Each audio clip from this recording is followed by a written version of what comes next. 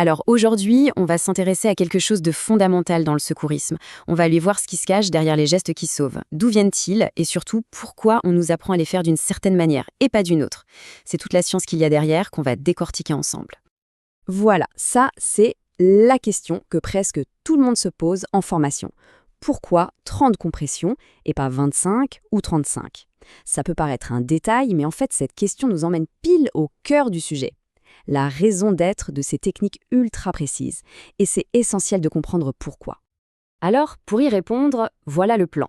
On va commencer par l'histoire cachée d'un geste, puis on verra quelle est la référence officielle, ensuite on va grimper la pyramide des recommandations, regarder comment les techniques évoluent, et on terminera sur la mission du formateur. Allez, c'est parti. Première étape donc, l'histoire cachée d'un geste. Parce que oui, chaque geste, chaque action qu'on apprend en secourisme, ce n'est pas sorti d'un chapeau. Il y a une vraie histoire derrière, une justification scientifique bien solide. Et cette justification, cette source de vérité pour les formateurs, elle est consignée dans un document absolument central. C'est la référence officielle. Ce document, c'est le guide des données techniques et conduites à tenir. Bon, le nom est un peu long, mais son rôle est simple. C'est la Bible du formateur SST. C'est ce qui assure que ce qui est enseigné à Lille est la même chose qu'à Marseille. C'est la garantie que tout est correct, cohérent et, surtout, validé par la science. En fait, ce guide a plusieurs buts. Évidemment, il garantit la cohérence des formations partout en France.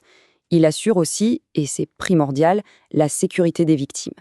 Il donne une vraie légitimité aux formateurs et finalement, il faut le voir comme une photo à un instant T des meilleures techniques qu'on connaît. C'est bien plus qu'un simple livre de règles, c'est vraiment le socle de tout le système. Ok, donc on a ce guide qui est la référence. Mais la question suivante, c'est d'où vient l'info qui est dans le guide? Qui décide? Eh bien, ce guide, il n'est pas tout seul. Il est en haut de ce qu'on peut appeler la pyramide des recommandations.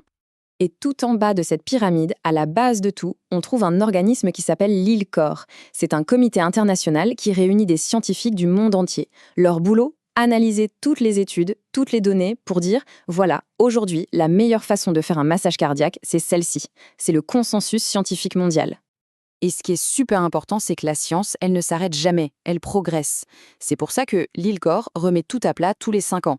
Tous les 5 ans, il publie de nouvelles recommandations pour être sûr qu'on utilise toujours les techniques les plus efficaces possibles. Alors comment ça se passe concrètement? C'est une sorte de cascade. Tout en haut, on a l'ILCO avec son consensus mondial.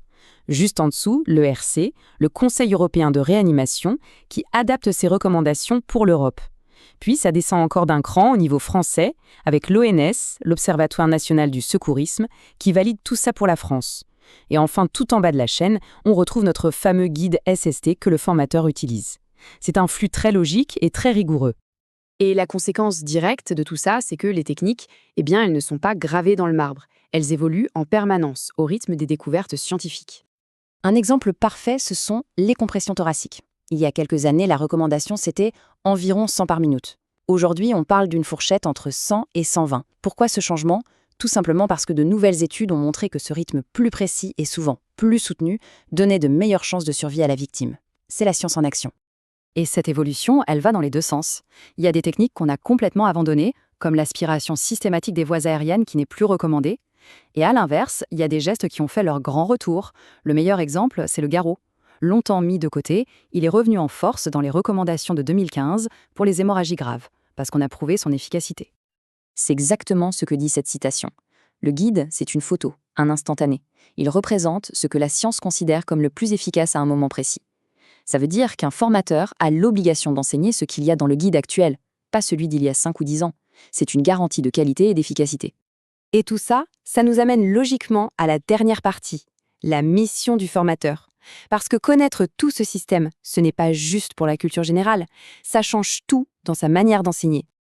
Le rôle d'un formateur SST, c'est bien plus que de juste montrer un geste. C'est d'abord de préparer ses cours en utilisant systématiquement le guide. C'est d'être capable de justifier chaque technique, de répondre au « pourquoi on fait comme ça ». C'est de connaître ses sources, ILCOR, ERC, ONS. Il doit aussi savoir quand passer la main, par exemple en orientant vers le médecin du travail pour des risques très spécifiques à une entreprise. Bref, le formateur n'est pas un simple exécutant, c'est un véritable ambassadeur de cette chaîne de la preuve. En fait, il faut vraiment voir le formateur comme le dernier maillon de cette chaîne.